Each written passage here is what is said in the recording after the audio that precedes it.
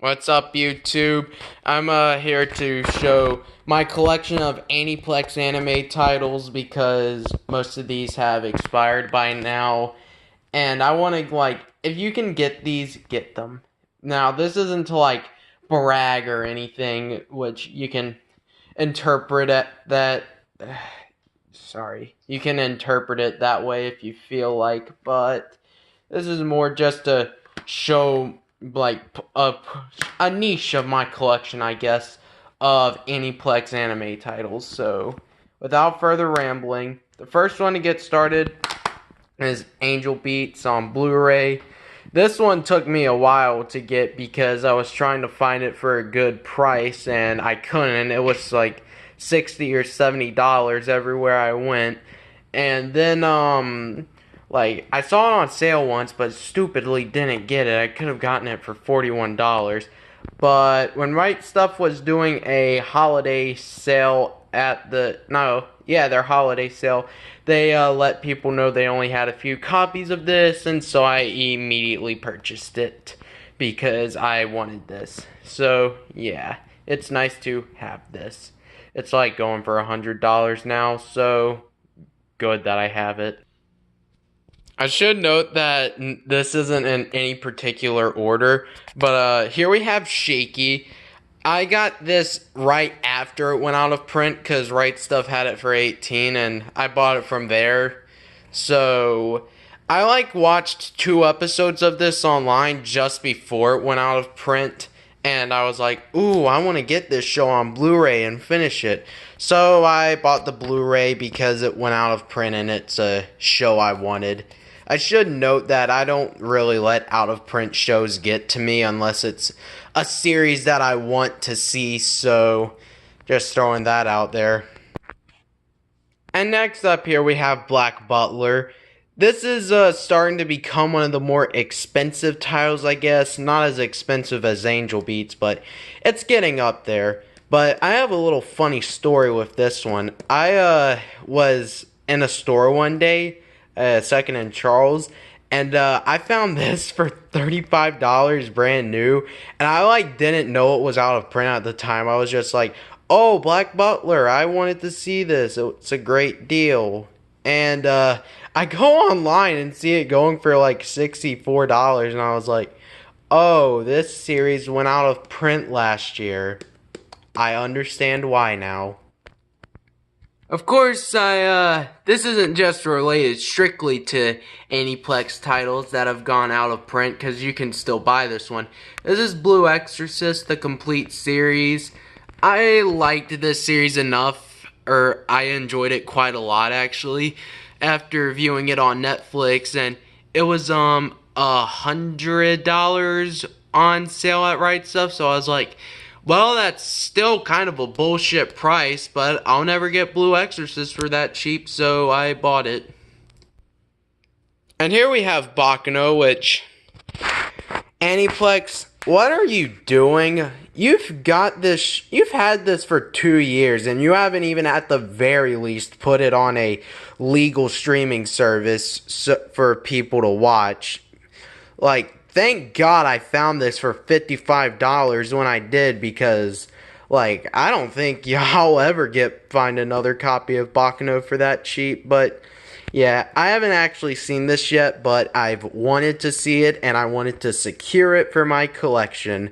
Hopefully one day Aniplex will put that Blu-ray they have back into print, but I seriously doubt that will ever happen. Now, you can argue whether or not I should have included this one, considering it's a fan-made Blu-ray, but here we have Darker Than Black, which, yet again, another Aniplex show that is not, well, actually it's on Amazon Prime, but that's it. Why is this not on Netflix or Hulu? Why? And why is there no official overpriced Blu-ray box set? Why? Why? So here we're about to get into FMA territory, which thank God I got all this stuff beforehand. So here we have the 03 series, which I got signed by Ed Elric himself. That was a cool experience. And This is a real Blu-ray, I should clarify. Yes, real. Which, I found this real Blu-ray for $40, which, thank God, because I haven't seen a copy of, an authentic one anyway, for that cheap since. Let's put that over there. And then we have the two FMA movies, Conqueror of Shambhala and Sacred Star of Milos. Shambhala I like, but I will admit it is not perfect and has numerous flaws. Milos, it's bad, but it's like, it's that bad where it's like, you know, this just exists. There's nothing like absolutely astonishingly awful about this, but it's just something that exists. It's something you get for the collection.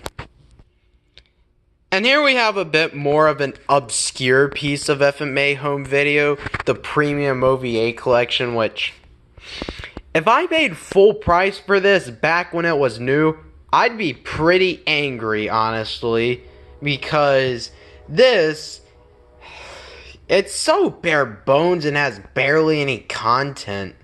Like, I know it's an OVA collection and it's not going to be 50 episodes, but Christ almighty. And here we have the Brotherhood box sets, which I also got signed by Ed Elric. Yeah, I kind of unfortunately smeared box set 2 a little bit, but I only care if the Blu-rays work, not if the box is in good condition. I mean, I do, but like, not as much as the Blu-rays. And here we have Gurren Lagann, or Gurren Lagann if you'd prefer. This is one of the few shows where I would gladly pay like over $100 for it, because I love this show that much, even though it is kind of a bullshit price for what is just the movies and the TV series. But let's put it into consideration for a bit here. This is less than if you were to purchase those single volumes, which they were $250. And they only came with like a poster and a booklet per volume. So, yeah, I'd much rather have this than have those singles. Second to last here is Night Raid 1931. This was impulse because I saw it on Amazon for $15 and it was like, it's a series I had my eye on and looked like something I would enjoy because I like 1930s America, so it was like, you know what, I'll take the plunge. I haven't seen it yet, but I will get to that eventually. And last but not least, we have Hellgirl. Now, this one, I got a great story about this. So I was at an anime convention last weekend. That's how I got my FMA stuff signed by Ed Elric himself. And in the dealer's booth, someone was selling this brand new sealed for $30.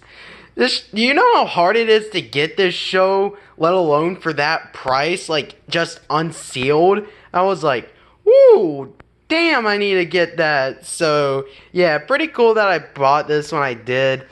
If I end up enjoying this, I will track down season 1 and 2, even though they have absurdly bad packaging. Stacked discs suck. Why do you still do it, Sentai?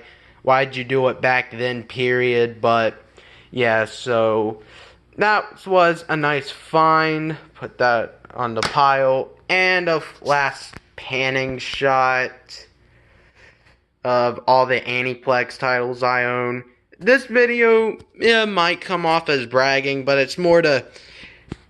this reason's gonna sound bullshit. It's more to document this stuff, really, because how often do you get to see some of these titles? But, yeah, that's all, and goodbye, take care.